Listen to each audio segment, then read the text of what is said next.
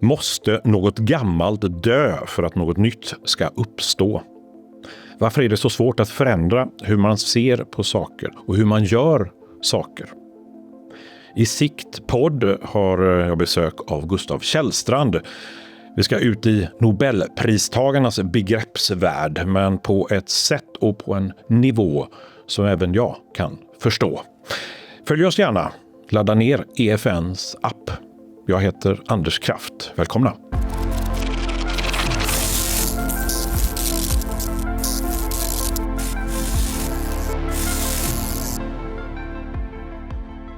Välkommen Gustav Källstrand. Tack. Du är idéhistoriker, författare. Du är Sveriges främsta kännare av Nobelprisets historia.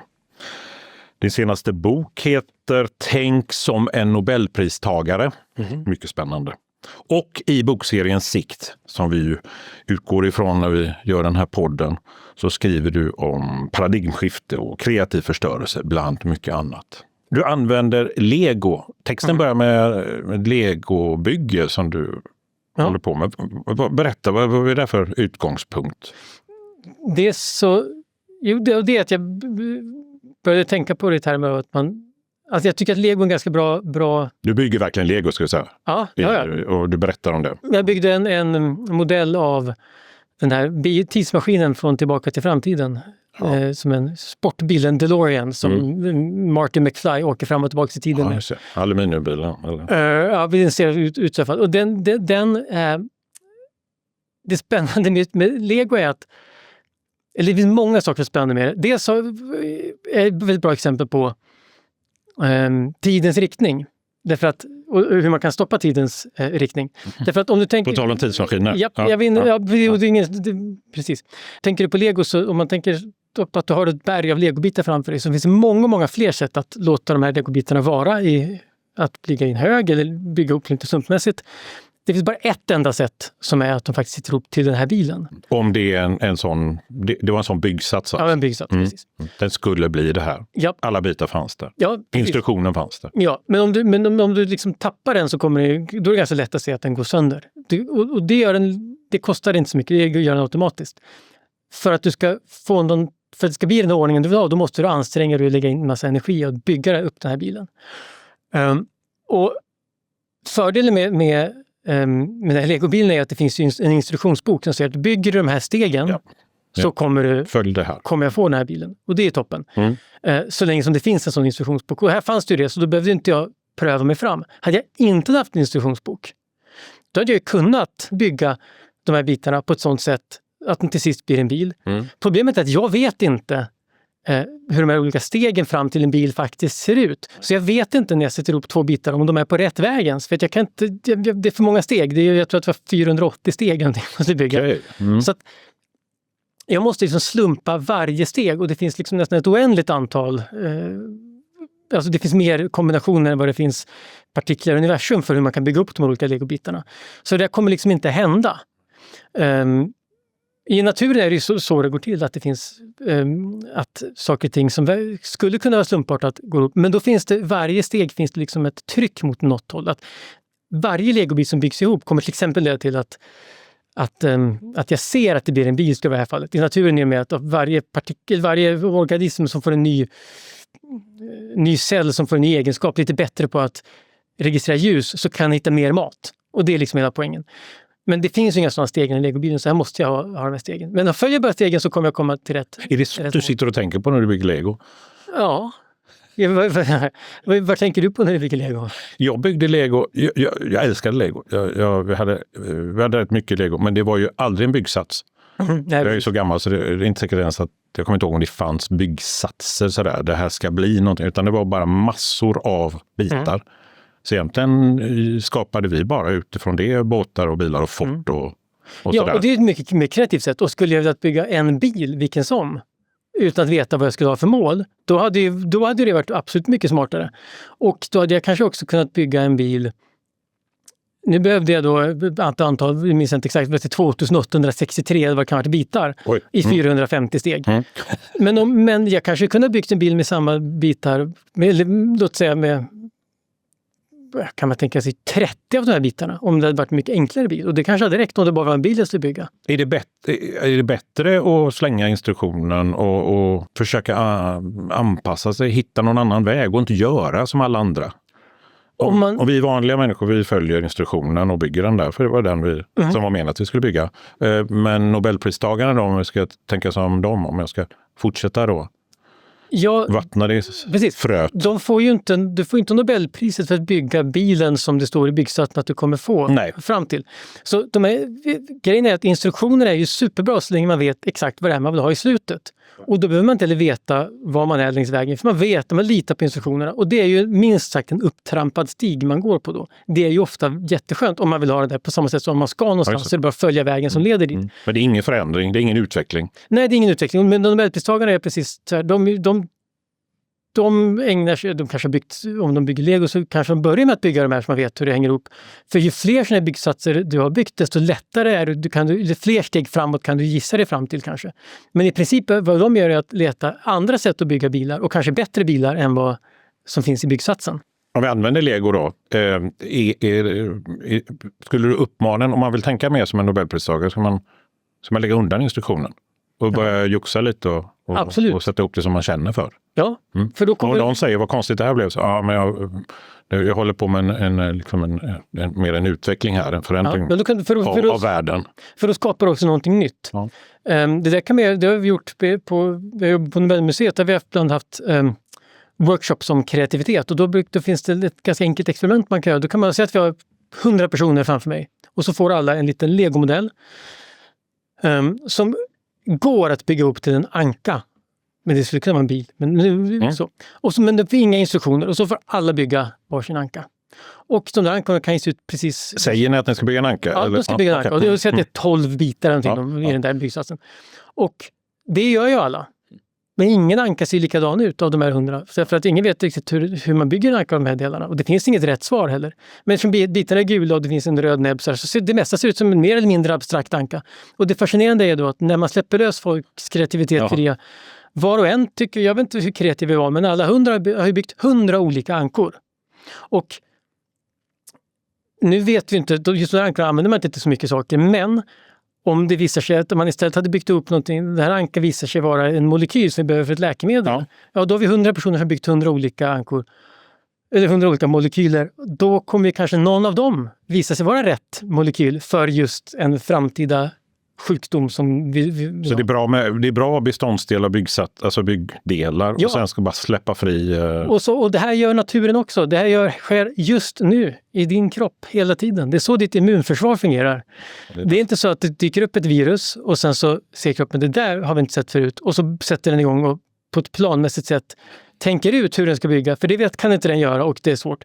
Din kropp producerar någonting som heter immunologisk mångfald. Det vill säga att den producerar mängder av antikroppar. Du har antikroppar mot massa sjukdomar som du kanske har haft och som finns.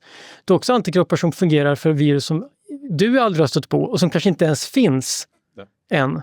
Alltså det är nästan hur många som helst. Och sen dyker ett virus upp i din kropp och då, på samma sätt som med legoankarna, då finns det en antikropp som visar sig, det här kommer hjälpa mot, till exempel när det kommer ett nytt covid-virus, då kommer den funka mot den. Och sen kan kroppen börja göra fler sådana i bästa fall. Det går runt och är bara fascinerande utvecklingsapparater allihop. Ja. Varför är det så svårt att tänka nytt för de flesta? Varför är det så svårt att nej, jag ska inte följa en instruktion, jag ska gå en annan väg, eller jag ska gå en annan väg till jobbet om man ska ta ett praktiskt. Varför är det så svårt? Förmodligen därför att om du i det fallet är det för att du ska ju till jobbet. Så varför skulle du gå en annan väg än den du vet tar dig dit? Ja, men det kanske kan hjälpa till att utveckla arten. Ja. Eller mig själv. Precis, men om du är nöjd, precis, men om du tänker varför du kanske inte alltid gör det, så det borde du kanske göra. Men du vet ju också att det är ganska skönt och bekvämt att veta att du kommer till jobbet om du går den här vägen. Vi tenderar att förenkla. Det skriver du om också. Precis, och då... Varför gör vi det? Ja, alltså i fallet med varför vi följer samma väg till samma mål, där är det helt enkelt för att det är mer effektivt. Vet vi vart vi ska, så är det väl bäst att ta den väg vi är vana vid. Sen kan vi förstås förbättra det genom att kanske hitta en snabbare väg, men då måste vi ha ett incitament till det. Kommer vi inte för sent till jobbet så skiter vi i det. Då vill vi bara fortsätta gå den väg vi brukar gå. Men som Nobelpristagare, skulle du säga att de är mer benägna jag går den här vägen idag. Ja, för de kanske tänker att det finns en, om du, ja, och jag vet inte om det är halta lite grann, men om du tänker att de kommer ju tänka att du kanske, det är lätt att tänka sig att de kommer gå en annan väg för då hittar de något intressant längs vägen. Ja. Det är möjligt att de gör, men det är inte, det är också viktigt kanske att vara lite ineffektiv ibland för att komma framåt. Men det är också, om du tänker sig att du kanske vill komma lite tidigare till jobbet och det kanske finns ett bättre sätt, det kanske finns en bättre väg och då måste du pröva det fram. Men när du kommer till en viss punkt att du faktiskt vet att det här är den bästa vägen, då handlar ju förenklingen om, alltså förenklingar är också bra, då handlar förenklingen om att då är det du får Nobelpris för, du har hittat den bästa vägen till jobbet. Då är det vi stannar, du har hittat den bästa sättet att göra någonting på. Men då är det heller ingen mer utveckling om möjligheten att ta mig till jobbet. Utan då är det här är den bästa och nu får jag göra andra saker. Ja, men precis. Tills den dagen, det blir haltar lite grann, men tills den dagen, låt säga att jag höll på att säga tills jag byter jobb, men det är kanske en för stor förändring, men tills den dagen det visar sig att den väg du brukar gå så är det vägarbete. De grävt ett hål i marken. Det är ett hål där du brukar gå. Och då, om du alltid har gått samma väg, det är ju superbra att du har gått samma väg, men då vet du inte vad det finns för alternativ och då måste du den dagen leta runt och då blir det problem. Så du kan alltid hitta en bästa väg. När du har gjort det så är det en bra grej att fortsätta på den vägen. Men, och det är det här när förändringen kommer tillbaka och ställer till det, därför att världen omkring dig kommer alltid förändras. Antingen till det sämre eller till det bättre, men det gör att de här vägarna som det vi idag vet är den bästa vägen, kan ju mycket vara det, men det finns ju alltid andra vägar. På samma sätt med de här antikropparna i kroppen, att när du hittar den som funkar mot en sjukdom kommer ju kroppen fortsätta producera den, men sen muterar viruset som attackerar det. Och då måste du ha kvar hela den mångfalden. Så det är ju smart att, som när det gäller att gå till jobbet, så är det smart att tidigt i processen så ska du hitta många olika vägar till jobbet. När du väl har hittat en som funkar, då kan du fortsätta på den. För annars kan det ju vara slöseri med tid. Men då har du vet att det finns andra alternativ. Och var beredd då på att anpassa sig. Och var beredd på att byta. Om det dyker upp ett hål. Ja, precis. Och beredskapen ligger ju i att redan tidigt ha testat det. För att det kommer förändras, det är inte du kan vara säker på. Ja. Förr eller senare. I en del fall så handlar ju det är inte bara om förändring, utan det handlar om att något som vi känner till och som vi gör försvinner helt och hållet. Så att allting omkring oss förändras hela tiden. Det är klart, vi måste anpassa oss också till saker. Det talas i Nobelsammanhang bara nu senast om det som är kreativ förstörelse. Och fattar jag det rätt så är det när någonting verkligen försvinner. Alltså du är van att sitta med hästen framför dig som drar din kärra. Och rätt som det så sitter du i en bil. Hästen är borta. Är det som är kreativ förstörelse? Någonting måste försvinna. Och du måste anpassa dig till den förändringen. Ja, det var ingen som byggde bilen för att hästen försvann. Nej. Utan hästen försvann för att bilen byggdes. Ja, så det är det som är kreativ förstörelsen. Det kan absolut vara så att saker och ting förstörs och så måste man skapa ett alternativ. Viktig distinktion. Ja, det är inte att någonting blir värdelöst och sen så måste vi hitta på en lösning på tidigare utmaning, problem, utan vi hittar på bättre lösningar på saker. Ja, precis, och då försvinner den gamla. Ja, båda är intressanta, men det första fallet finns ju också att någonting vi brukar göra. Ett bra exempel är ju, vi använder i kylskåp så använder man såna här freoner för att, som något kylelement. Och så visade det sig att det var en resurs som det var en ganska användbar då, en molekyl tills dess att vi upptäckte att den förstörde ozonhålet. Och då slutade vi använda den. Och då försvann ju den så att säga från utbyte. Och då hittar vi andra lösningar. Det var ett ganska litet problem jämfört med... Vi har ju lagat ozonhålet också. Ja, det är på bättringsvägen. Ja, just det. Bra. Men kreativ förstörelse handlar mer om att och det är en gammal ekonomisk teori där poängen är att när man inför någonting nytt så måste det gamla försvinna. Annars kommer det nya inte få plats. Och i naturen så sker det hela tiden och det är ingenting man behöver stötta. Så där är det ju så att om ett nytt sätt att göra någonting konkurrerar ut det gamla så kommer det gamla dö av därför att det nya djuret äter upp all mat och då kommer det gamla djuret som åt på det gamla sättet bara försvinna av det skälet. Ja. När det gäller varför det här är intressant för samhällsvetare och ekonomer är ju därför att det finns en tendens som är ju ganska naturlig att man vill skydda det gamla från det nya. Är vi såna? Det är såna vi är normalt sett. Ja, och det Vi vanliga tänkare alltså. Ja, och det gör vi med goda skäl, därför att vi ser till att om vi har en produkt eller bygger ett företag eller bygger ett hus, så ser vi till att bygga det stabilt så att det inte ska förändras särskilt mycket. Ja. Och, för att det är ju dumt om det blåser omkull. Ja. Men och det gör ju så att, och det där ser man ju då med företag också, att om du har en produkt som du tycker om, det finns ju det här kända exemplet med Kodak som uppfann, alltså hade ett helt system för, innan dess hade man ju kameror, så tog folk kort och så var det jättestort, man var tvungen att framkalla bilder och det var gamla saker. Men Kodak hade ett system för det där, att man fotograferar med film och så lämnar man in filmen och så får man, så att det var inte bara filmen och såld, utan det var hela framkallningssystemet, de lämnade in såna här Kodak. Jag tänkte ge alla unga en bild av det här. Man gjorde verkligen det. Ja. Man tog bilder just det. Med det som vi kallar då en kamera. Den var bara en kamera. Precis. Och de fanns enkla eller svåra, men man köpte en film. Som man laddade upp och snurrade i där och så klickade det. Det gick inte att se någonting av vad som blev av det där. Precis.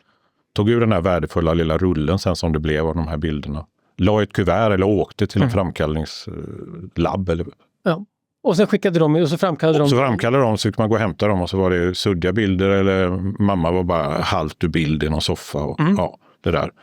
Och det var väl toppen. Kodak, jätteföretag. Ja, precis. Det är enormt framgångsrika. Det finns retro-t-shirtar med deras logga. Ja, de är svinsnygg logga och de är jättekända. Och deras här Kodak Moment, det kanske till och med människor under 40 känner till, börjar uttrycket det här Kodak. För det var liksom att Kodak Moments är de man vill minnas. Det bästa, härligaste ögonblicken. I bildform då. Ja, och nu blir det meningslöst eftersom du kan ta 14 bilder i sekunden. Eller hur många som helst. Så du behöver inte vänta på Kodak Moment. När bilden fortfarande var viktig. Bild fortfarande var viktig. Ja, kostade pengar. Det fanns en alternativkostnad. Ja, det kostade också. Det var vilken skit som helst för att du skulle framkalla det tog ju tid. Så det var en alternativkostnad. Men det här systemet... det var systemet i alla fall. Som en liten passus. Ja, poängen var att de tjänade ju pengar inte bara på att tillverka film och sälja, utan på att framkalla dem. Så det innebär att när de på Kodak använde det här alltså CCD-sensorn som får ett Nobelpris för att bygga digitalkameror så att du kunde bara spara bilden digitalt i din kamera, så hade de ingen nytta av det därför att det skulle förstöra deras affärsmodell. Och därför gjorde de ingenting av det. Och den uppfann de på 70-talet och sen 30 år senare så gick de i konkurs. Nu tror jag omformas och finns igen. Men det där är ett ganska klassiskt exempel på kreativ. Ja, och digitalkameror... Att drabbas av kreativt. De drabbades av det. De hade inte behövt göra det för att de kunde ha så här, kreativt förstört sig själva. Men eftersom du var inne på var också här med att vi tenderar att... inte se det där, va? Ja, att inte se och inte vilja förändras. Och för att Kodak, när de kom, så förstörde de ju en bransch som var att de som sålde liksom kemikalier för hemframkallning var inte intressanta längre, utan då kom Kodak. När de väl hade hittat sin affärsmodell så var det läge att stoppa alla andra från att göra på ett nytt sätt.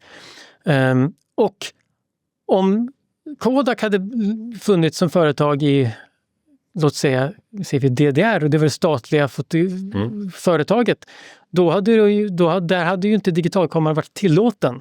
Därför att vi har redan ett kamerasystem. Vi behöver inte något nytt och det funkar bra på alla sätt. Ingen vidare utveckling egentligen då. Nej, och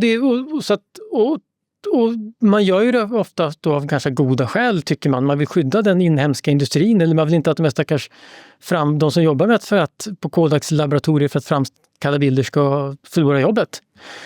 Och det gör då att ekonomin blir ineffektiv och att för man gör inte på det bästa sättet. Det finns ett bättre sätt att göra det här på.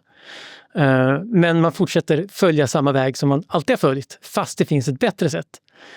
Man trodde att Kodak-systemet var det allra bästa, och det kanske det var innan CCD-sensorn fanns, men den förändrar allt. Det är som när man går till jobbet, man hade en bra väg till jobbet, sen kom det någon och grävde ett hål. Eller någon som uppfann en cykel som du kunde cykla till jobbet, och det var det bra att göra istället. Varför är vi i det läget att vi ofta tror, det hör man ju så ofta, och historien har lärt oss att det inte är så. Att nu har vi förändrat klart, eller det kanske man inte säger, men man tänker så här, nej men det här var bra som det är nu. Alltså allt ifrån att dörren gnisslar lite, men den är okej, den går att stänga. Till att man ju faktiskt tror att man har en affärsidé som är for life, eller för evigheten kanske.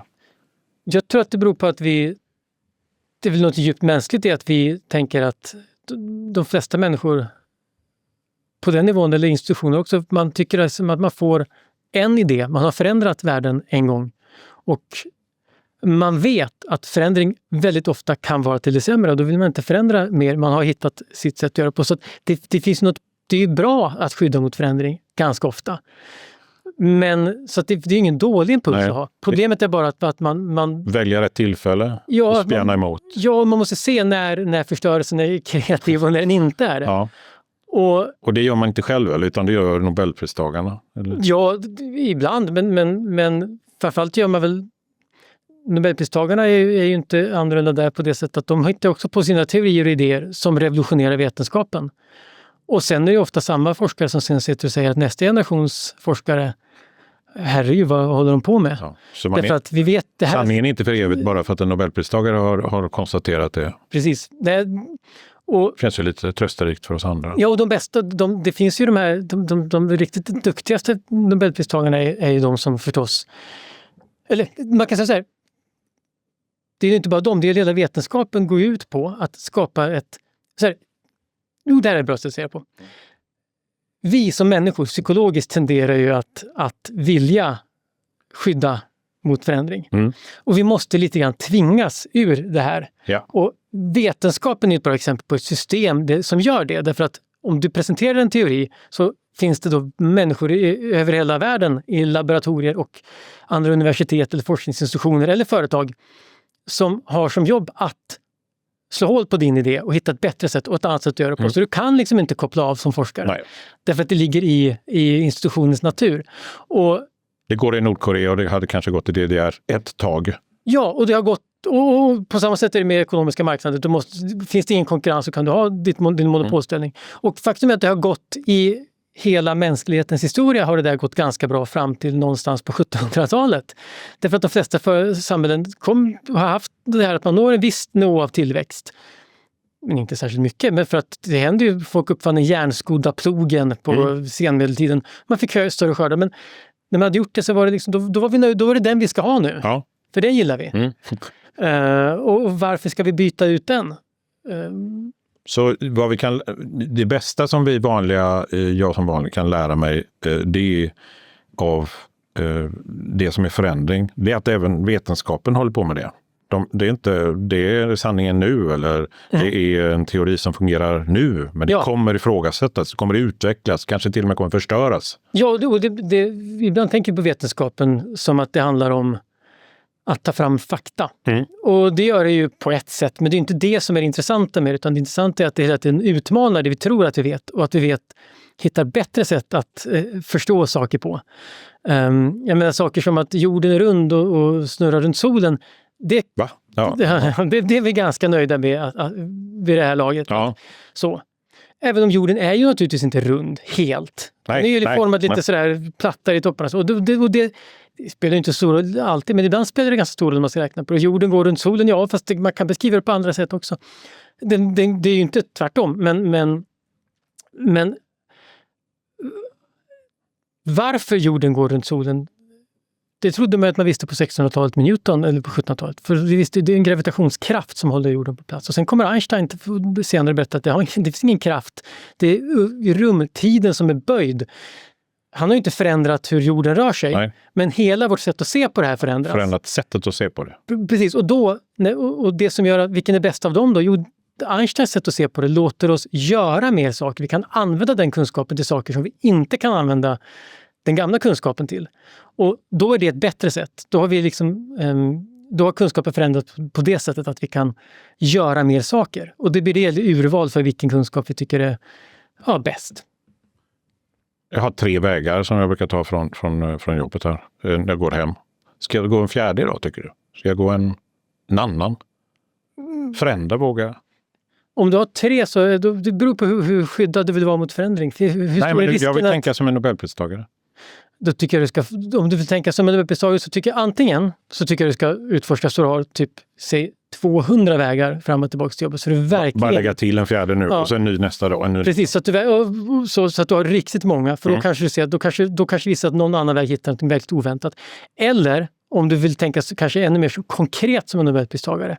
Riktigt tips till då ska du definitivt gå samma väg som du vet fungerar, så du kan tänka på något annat än vilken väg du går till jobbet. Det här med att gå är inte så avancerat. Men man kan alltid börja i det lilla. För att man börjar med att utmana sig själv. Om man börjar med att utmana sig själv kanske gå till jobbet, men det kanske när man lagar mat att man testar att göra på ett lite annat sätt eller göra så. När man väl vänjer sig vid det så kommer man kanske tänka på saker man gör på jobbet man väl är där. Att jag kanske ska förbereda min intervju på ett annat sätt. Jag kanske ska... Men nu har du läst min sikttext och kanske delar av min bok. Om du hade läst allt jag någonsin har skrivit så hade du haft ett större, kanske exakt samma frågor i alla fall, men du har haft ett större urval av frågor. Och att jag då plötsligt börjar prata om någonting annat, så hade du kunnat varit mer beredd på att parera om jag hade börjat prata om patentsystemet i Tyskland på 30-talet, dess betydelse för kemiska industrin. Hade inte varit ett problem för dig? Gustav, jag känner att vi kommer att ha många samtal framöver om du ska hålla på så här. Det är jätteutvecklande. Om det luktar bränt så är det för att jag försöker hänga med. Det är min hjärna som kokar. Stort tack för att du kom hit. Gustavs text finns att läsa i sikt nummer 3. Finns i bokhandeln. Titta gärna på bokserien också. Och fler avsnitt finns även när det gäller våran podd. Tänk som en Nobelpristagare. Det här är superspännande. Det är kul. Det var jättetrevligt att ha dig här. Gustav, tack igen för att du kom hit. Tack.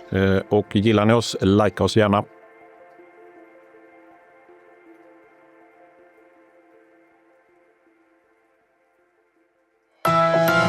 Det här var en produktion från EFN. Ansvarig utgivare Anders Hägerstrand.